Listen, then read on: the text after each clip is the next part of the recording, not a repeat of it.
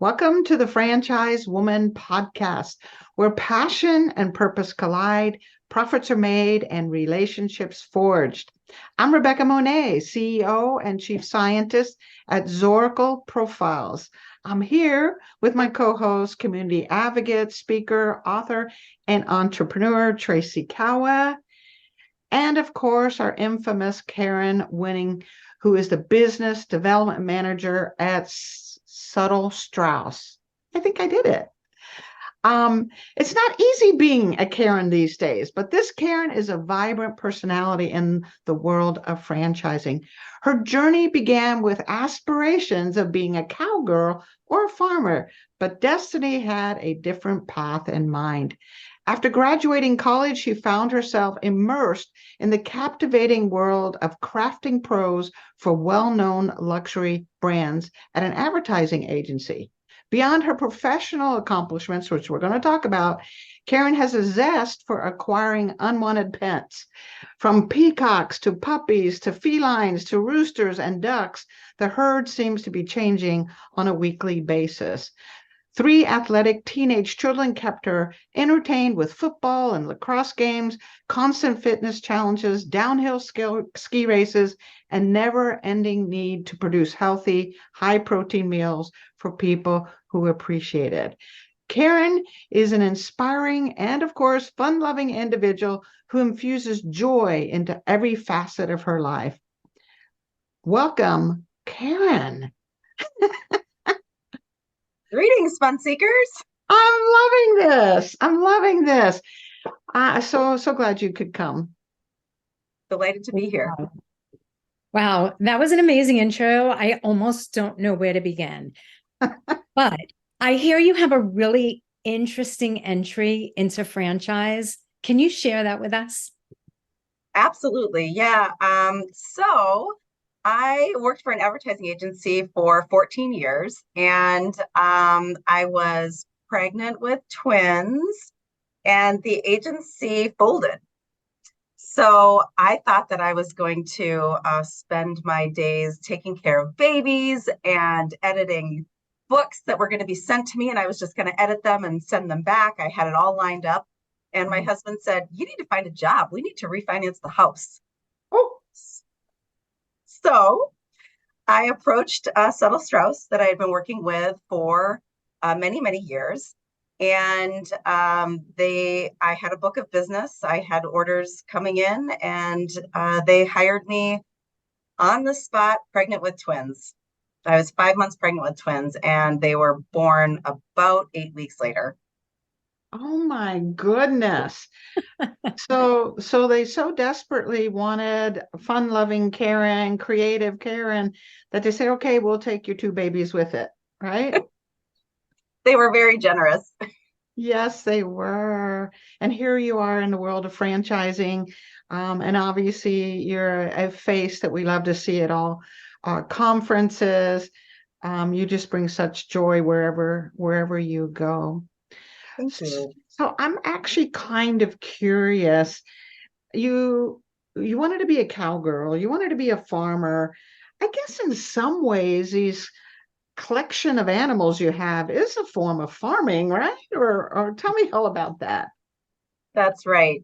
I did grow up on a farm in New Hampshire, and I really wanted my kids to have that experience of um, having to care for something that wasn't exactly a pet. So we started with chickens and had a small flock, and there's all sorts of challenges that come with chickens.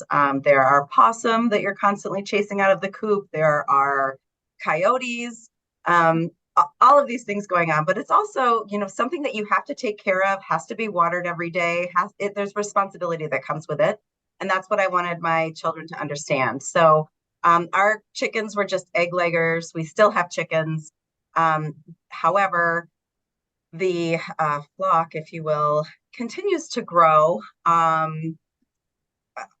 with really whatever unwanted pet comes along. So I'll have a neighbor say, "Well, we were supposed to get hens, and unfortunately there was a rooster in our flock. Can you take the rooster because we're not allowed to have it?"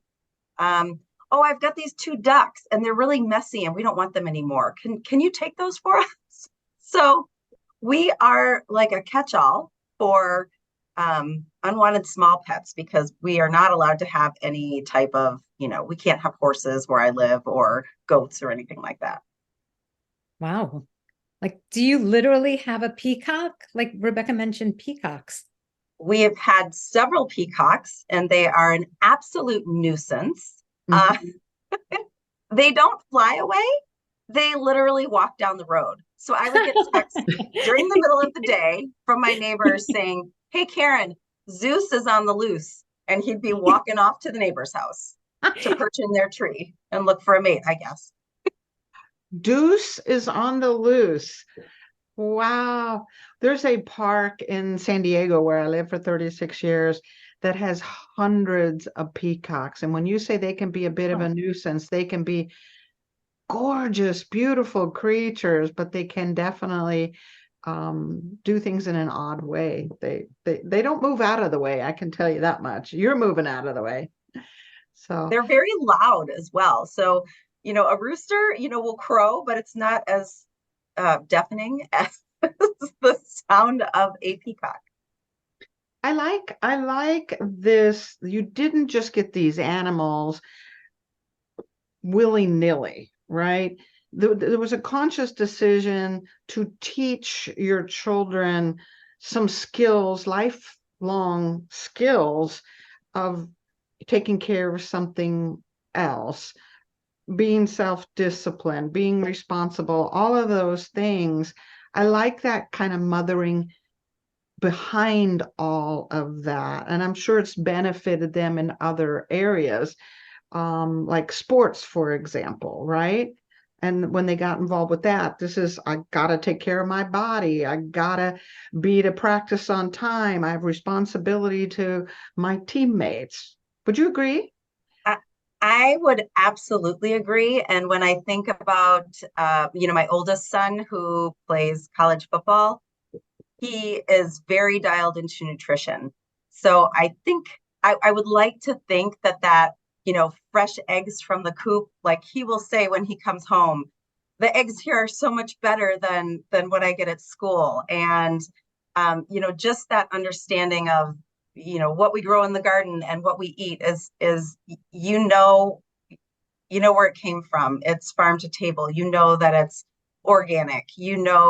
All of these things about it that you're putting into your body. And if you're a professional athlete or a college athlete, what you put in your body is really important for your performance. So I would like to think that they have picked up on some of that. That makes so much sense. I still have this lingering question in my brain. You were saying that you wanted to teach them how to take care of something beyond a domesticated house animal. In your mind, what was the difference? What was the lesson? That's a great question. So growing up on a farm, what we had on the farm was to eat because my parents didn't have a lot of money then.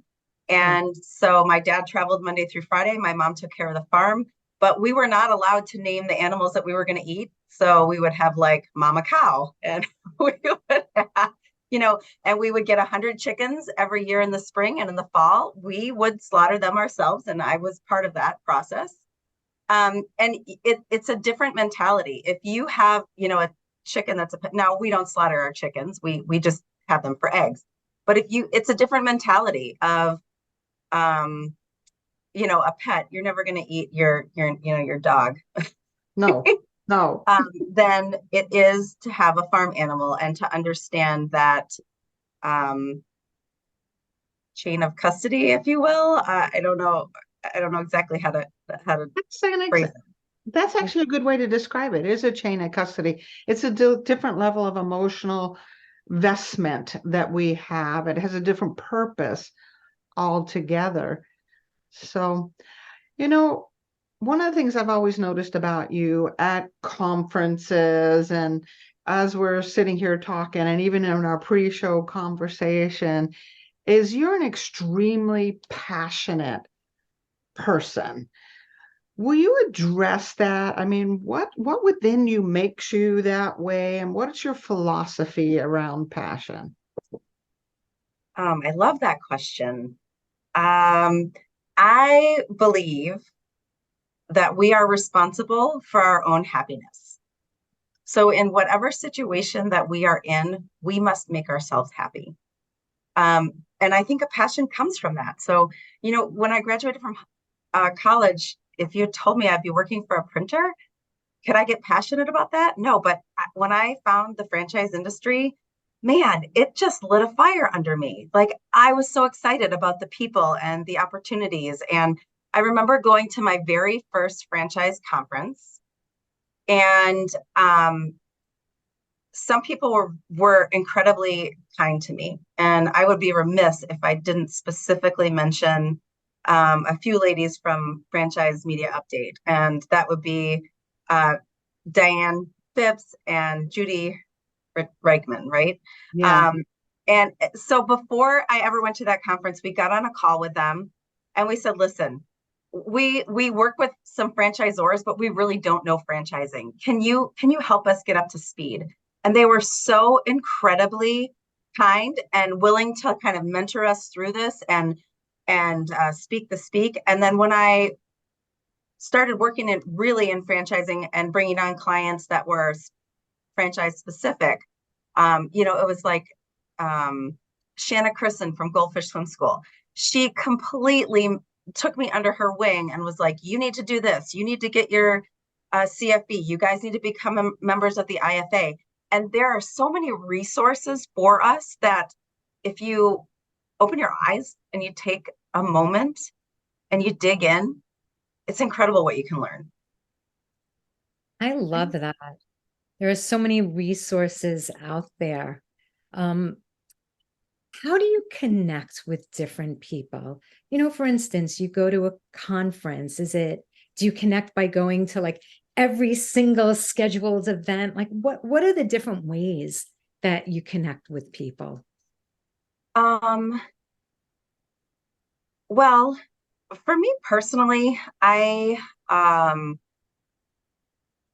more interested in finding connections with people that I'm going to enjoy doing business with. I think I'm at an age now where I don't have to take every single opportunity.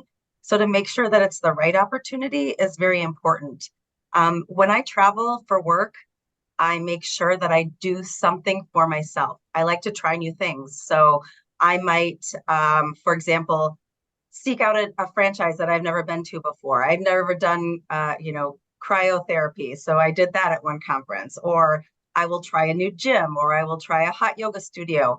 I always make sure that I hit the gym. And I recommend that to other people. Whatever is your thing, you need to do it when you're at a conference. So if your thing is you like to go to Sunday worship, then you should definitely do that when you are at the IFA conference. Get out of bed and go and do it, because you're going to meet people that are like you. I can name probably 10 people off the top of my head that I am going to see in the gym.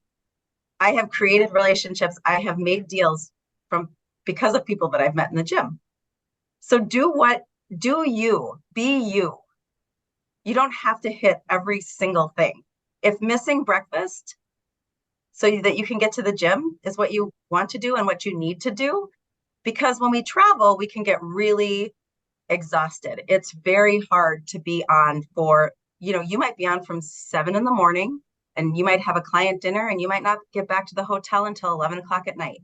So you have to take that time for yourself when you travel as well. At least that's what that's how I maneuver through conferences. Great point. It kind of highlights when you're yourself and doing things that you enjoy, that you have a passion for, as you mentioned, things like a worship service or fitness in the morning rather than breakfast or whatever it is, you're going to connect with like-minded people also in that kind of situation. So I think that's great advice, and you're more your authentic self in that kind of a situation. I want to talk more about this passion thing. What do you believe our passions evolve or change, or that we're born with a certain passion, or where do we get this passion? I absolutely believe that our passions change. When you think about your purpose and your passion, um, there's so many different contributing factors, right? So your job, your children, what they're doing. When I think about my life and how my passions changed, um, my children told me at a very young age that they were interested in being athletes. And an athlete is something that I was not. And I realized that I'd been given some pretty good advice from somebody, and that had told me when my kids were young, if you want to have a relationship with your kids, get into what they're into. And if that means that they're into, online gaming, get into it. My kids were into sports, so I decided to get into it. And it did a couple of things. One, it brought me a lot closer to my kids. I was the person that was throwing the football with them on the beach. I was the person that was tossing the lacrosse ball with them. And then it also kept me a little bit younger in that I could continue to do these things with them as they grow older. And I think that I then started to translate what I was learning from fitness and health and nutrition to my work. When you think about, because I didn't grow up an athlete, I played an individual sport, I wasn't on a team. I always wanted to be part of a team. And in business, you have to have your teammates. Mm-hmm. You have to have that relationship with your team. You have to understand what everybody's position is and now how they're helping you in your position. And, so much of franchising revolves around this team concept and playbooks. I mean, there's a reason why it's called a playbook. That came from football. So, and having, keep practicing. And so that when you're in a situation and you don't know what to do, you know exactly what you do because you've practiced it so many times. It really does translate to franchising. And I think that passion that you have for whatever it is does come through in your work. That's so interesting. I never really thought about work in the, I guess, in the context of passion or thought, right? I mean, I know we're each passionate about our own roles, but I never really thought about it the way you just related it to team sports. And I think that's a really important analogy. Do you find that people who play sports essentially do better in business? I don't know that for sure, but I feel like I've seen statistics that people who do participate in sports do better in business. I do believe recently I've seen a statistic about women who played sports at a higher level. Their percentage of becoming a president or higher end leadership position, it increases exponentially. Wow. Yeah, there definitely is a direct correlation for many reasons, right? Including the self-discipline that goes with it, the grit, the tenaciousness, learning how to work with others, understanding your skills and weaknesses. There's 1,000 different beautiful reasons for that.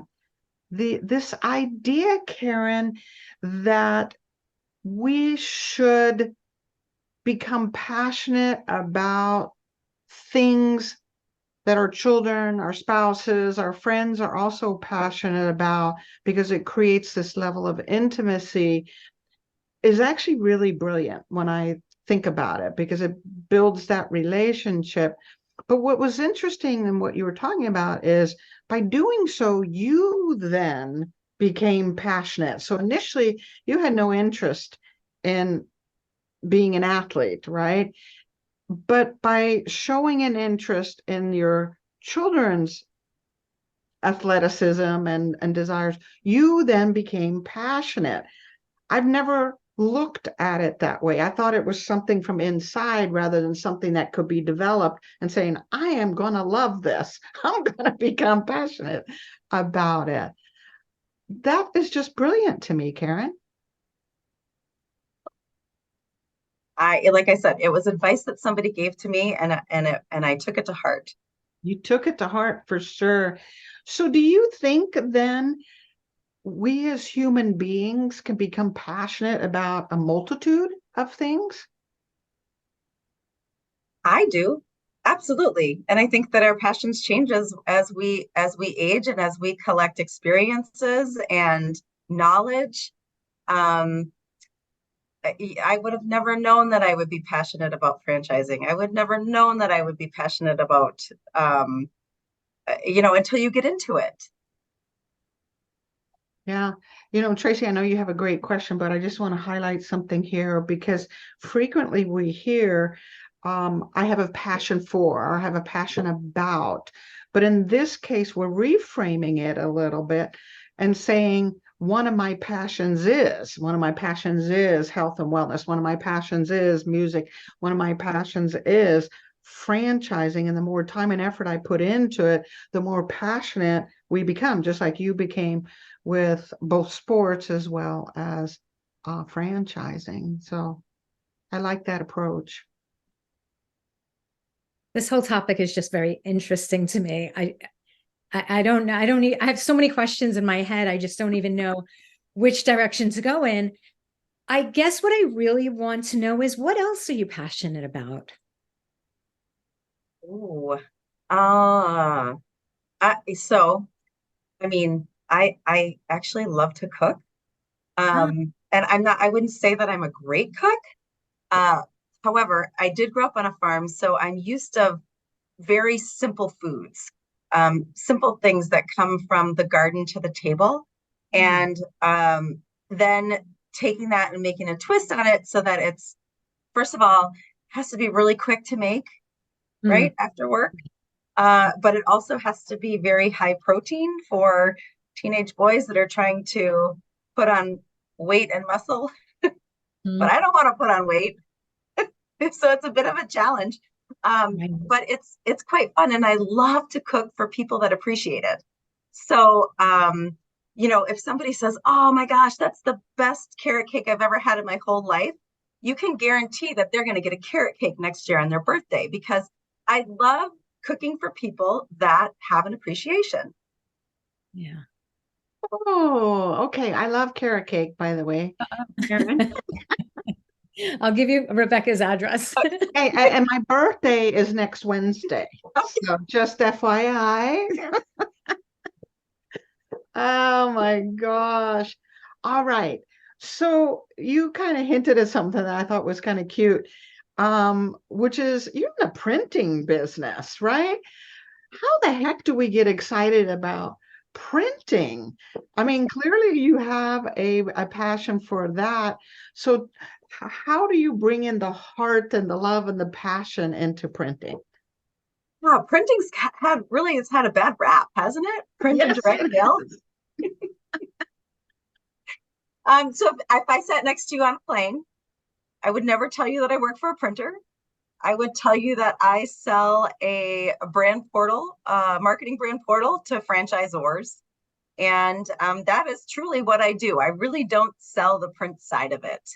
But because our software is built with a marketing and advertising background that I have, and the expertise in house here, we provide a lot more value add than a typical printer would. So it's what our solution does is it doesn't just feed the beast, right? The printing presses. It does a lot more than that. It gives a lot more capabilities and functionality. So working for, how do I get passionate about it, is because we do some amazing things, amazing projects that are fun and exciting, different. We have 7 full-time graphic designers, so they're all always coming up with cool things. Most of our clients have their own in-house design teams. What they're coming up with it's really inspiring. And that's really what got me excited about the industry when I was in advertising, is just working with the graphic designers and founders, especially, founders are so incredibly creative. And that is inspiring to be around people that speak about what they do, whether it's senior care or, whatever it is, and they have such passion for it. That in itself inspires me. That gives me passion. That makes me excited. And if I can find a way to help them and provide them with a service, then what's not to be excited about? I know a lot about traditional marketing, and it works, and it's pretty incredible of the advancements that have been made. So can you share one of your favorite projects with us? Something you've worked on that made such a great impact or you were proud of, something like that? I can share a project that we just recently completed that I'm so excited about. We have a direct mail. We are our own mail house here. We mail over 100 million pieces of mail every year. We did a mailing for 130 different locations, a franchise, and it's a membership-based business using our connected mail program. And what that is it combines social and digital with direct mail. So we are able to have a dashboard and see how many people we're touching and how many touches we're getting. And after 30 days, when we looked at our dashboard, we had 1,422 new members across the entire franchise system. And then after 90 days, because these people have been touched so many times, we were able to take their current membership and compare it back to our mailing list. And we had over 1,800 new members. Wow. That translates for this particular franchise into $1.95 million in revenue based on the lifetime value of one customer. So, right there, it used to be with direct mail, you would send out a direct mail and it would kind of like go out there and people would say, did you even send it out? Because I didn't have one person that responded, right? Because with direct mail, it's really more of a branding play, right? It's the long game. It's a marathon. It's not a sprint, and it's getting in front of people. And so with a connected mail program, now we can take what we knew or what we thought was happening, and we can add that dashboard and we can add that proof to it, which makes it a very compelling and exciting space to be in. Yeah, I'm passionate about that. That's super cool. This is super cool. And we can hear the passion in your voice and see it in your face. And it sounds like there's a secondary passion there. Because I oversimplified it when I said printing. How can you get passionate about printing? But the passion is really bigger than that. It's about helping your clients get to a result that they desire. All the services and the portal and everything are means to make that happen in an efficient way. So the excitement and the passion is in watching their success to a large extent, right?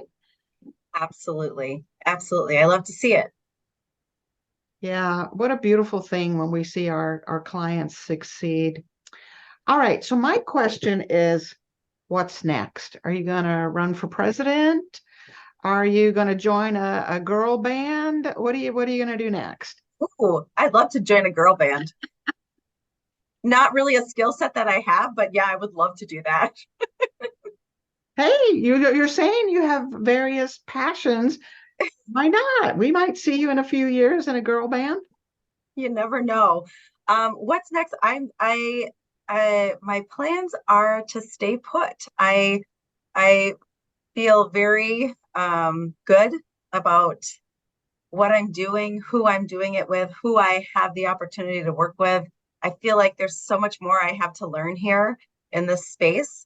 And as far as like personally, what am I doing? What am I going to do on the side? I've signed myself up for a Reiki to learn, and I've got a 2-day session on that, and I'm going to get a certification. I have no idea what on earth I will do with that, but it sounds like fun. And then the other thing that I have on my wish list is I'd like to take salsa lessons. Ooh. And I really want to see you two at the Sphere, or isn't that what it's called, in Las Vegas? Yes. Yes. So those are a few things on my list. Salsing at the Sphere. Well, That I all don't know about sounds like so much doing fun. salsa there, but Why you never not? know. Why not? Okay. So there are people who have varied interests, a multitude of interests and passions. And then there are people who don't really have passions or haven't really cultivated them. What advice would you give for someone who just doesn't know where to start looking into interests? I would say just start trying new things. I Ah, try a lot of things and some things I don't like. I didn't like yoga at all. I found a yoga studio in Atlanta that I love. Every time I go to Atlanta, I go to their yoga studio now. Um, I just keep trying things. I tried IV hydration, which I have terrible veins, and it took them 4 times to stick me, but it was amazing, and I can't wait to go back. You just never know what you're going to be excited about. Like, whatever, try planting something in a planter in your backyard, and if you can grow a tomato and eat it, like, do you get satisfaction out of that? Like, I get great satisfaction out of that. Just have to start trying new things. And yes, it can be so uncomfortable. So uncomfortable to go to a new gym and feel like, oh, I'm so out of shape and I don't know what I'm doing. And one thing that I've discovered is people are incredibly generous and kind. And there are always people that are not, but there are more that are. When I think about, my mother had Alzheimer's, and she was always fun to be around no matter what.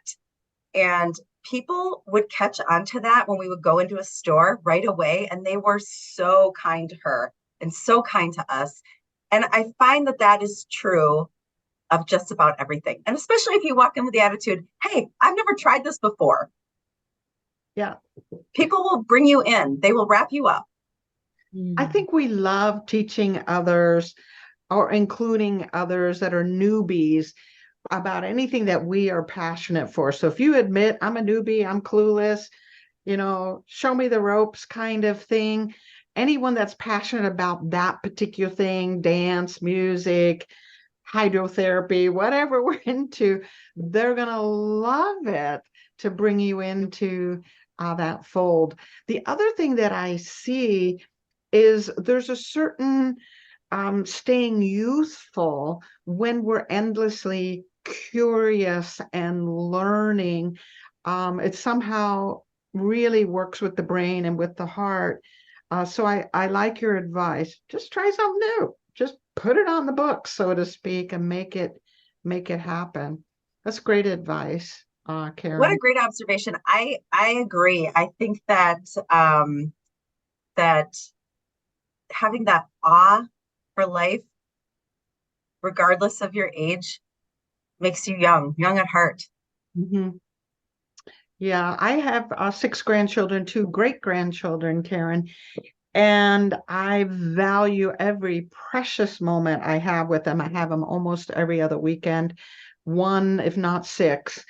Um, and they each have different interests. And so here I am as a grandmother and a great-grandmother experiencing racing remote control cars through mud. And now I'm like, when can we go again? When can we go again? It sounds kind of nutsy. And I'm even building a platform in my family room so we can race tiny little remote control cars. Now, that sounds crazy, but had I not explored the passions of my children or grandchildren in this case, I would have missed this opportunity to see how much fun it is. And then as a grandmother, also, I'm constantly forcing them into new situations to experience different things that maybe they couldn't do with very busy parents, right? For one reason or another. So they're constantly learning and being subjected. That's a crazy word to use, but subjected to my crazy ideas, and they're learning different passions. So this is really a cool topic, Karen. I wish we could keep you for the rest of the afternoon. Oh, you're sweet.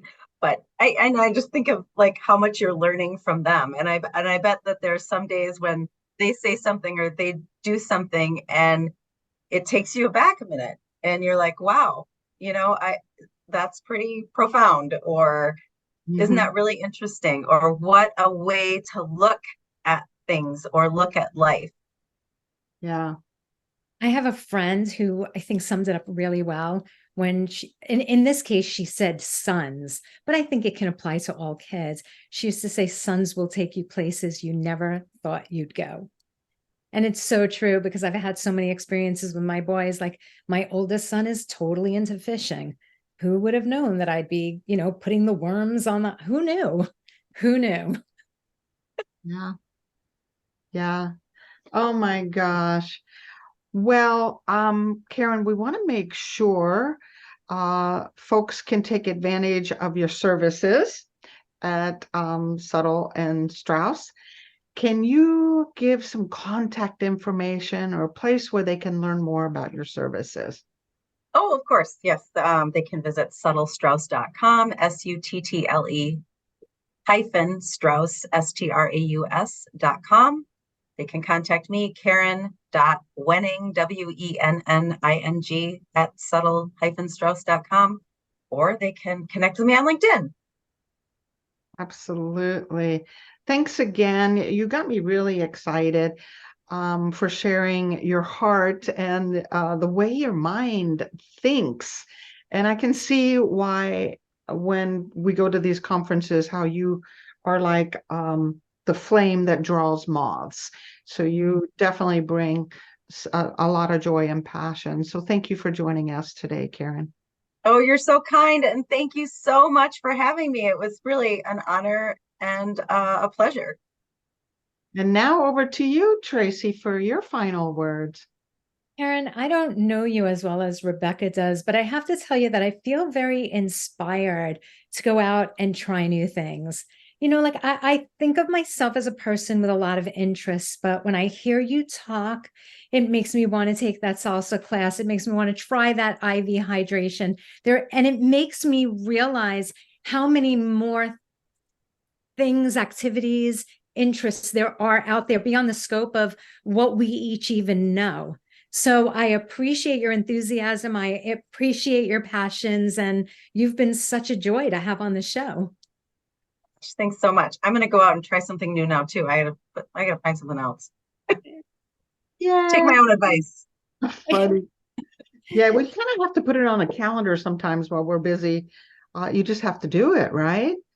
So thanks again, Karen. And thank you to those listening in today to the Franchise Woman podcast, where passion and purpose collide, profits are made, and relationships forged. Make sure to like, comment, share this interview with Karen.